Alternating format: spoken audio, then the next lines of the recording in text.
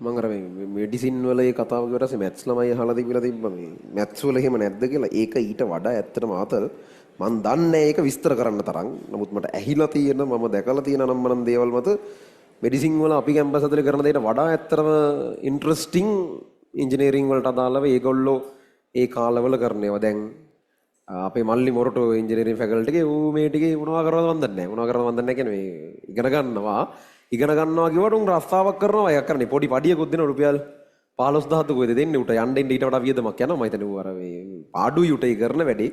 ඒ වුණාට මේ ඒ කියන්නේ එයාලට තියෙන්නේ එයා සිවිල් ඉංජිනේරින් තෝරගත්තේ. ඒ කියන්නේ මිනිහා සුව කැමැත්තෙන් ඒක තෝරගත්තේ. සාමාන්‍යයෙන් ඒ කාලේ වෙනකොට සිවිල් ඉංජිනේරින් එච්චර තෝරගන්න හේකුත් නෙවෙයි.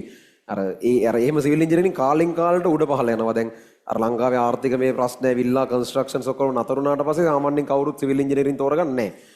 අර ඒ වුණාට ඒ කාලෙත් ඒකම තමයි තෝරගත්තේ. ඌ පොඩි කාලේ ඉඳන්ම ඌට ඕනලා තිබ්බේ සිවිල් ඉංජිනේර කෙනෙක් වෙන්න. ඌ ඒකම තෝරගත්තා. ඒකට එහෙම තමයි මේ මොඩල් එක ඒකට ගැලපෙනවා ඇත්තටම.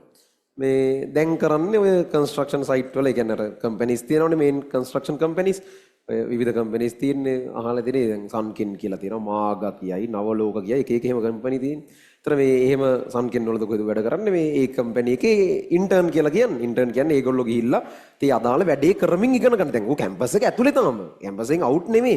කැම්පස් එක ඇතුලේ උදේ කැම්පස් යනවා කරලා ඌ යන්නේ වැඩ කරන සයිට් එකට යන්නේ. ගිහිල්ලා එතන මේ දේවල් ඒ කියන්නේ වැඩ කරන්න නැතුව ඇති මං හිතන්නේ. වැඩ කරන්න කියන අර නිකන් සිමෙන්ති යනන්න රෙම්මෙන් ලෙවල් එක නෙවෙයි ඉන්නේ. ඊට පොඩ්ඩක් උඩ ඇති මං හිතන්නේ. මේ කොහොමද ඌට එහෙම ලොකු දෙයක් දෙන්න විදියක් නැහැ. මේ කොහොමද කරන්නේ ඒ වැඩේ තමයි. ඒ කියන්නේ ඒකට අදාළව තමන් කවදා හරි දවසක මෙතනින් අවුට් වෙලා තමන්ට මේ ප්‍රොජෙක්ට් එකක් බාර දුන්නාම ප්‍රොජෙක්ට් එක හැන්ඩල් කරන ඉංජිනේර විදිහට ඌට කරන්න තියෙන දෙයක් තියෙන්නේ. ඒ දේ ඉගෙන ගනිමින් ඉන්න එක තමයි ඒගොල්ලෝ කරන්නේ. උදේ යනවා සයිට් එකට හවස ඉන්නේ සයිට් එකේ ඉඳන්. ඒ කැම්පස් තියාමක් කියලා එකක් දැන් මාස ගානක ඉඳන් එහෙම වෙන්නේ නැහැ. පස්සේ ආයෙ හිටපු ගමන් කැම්පස් වල ඒ කාලේ ඇවිල්ලා එක්සෑම් එහෙමත් තියෙනවා. ඒතර ඒක වෙනස්. මේ අපි ඉගෙන ගන්නවා මේ මොඩල් එකෙන් ඕගොල්ලෝ කැම්පසුත් දකින්න එපා. ඒක වෙන වෙනස්. ඒකෙදි අපි ඇත්තටම අපි ඉගෙන ගන්න ඇයි කියලා දන්නවා. මේ PPM මේවා අපි ඇත්තටම එදිනදා ජීවිතේ හිතාතනුක ජලීය ද්‍රාවණ අරගෙන ඕවගේ PPM ගන් ඩෙසිමීටර මවුල කරන්නයි ගන් ඩෙසිමීටර මවුල එක PPM කරන්නයි ඊට වඩා වැඩ මිනිස්සුන්ට තියෙනවනේ. අපි මෙවුවා කරන්නේ කිසිම ඇයි මේ කියලාවත් තේරුමක් නැතුවනේ. අරක එහෙමයි. ඊට පස්සේ ඕගොල්ලන්ගේ ටියුට් වල කවර ඩිසයින් කරන ඒ ළමයා ඉන්නේ. මිනිහත් සිවිල් ඉංජිනේරින් අපේ මල්ලිගේ බැච් එකේමයි. හරි. ටියුට් කවර්ස් වල ඒ ආර්ට් වර්ක් ඔක්කොම කරන්නේ ඉවිදු කියලා මේ අපේ 2021 බැච් එකේ ඔයගොල්ලෝ වගේ මගෙන් ඉගෙන ගත්ත ළමයෙක්.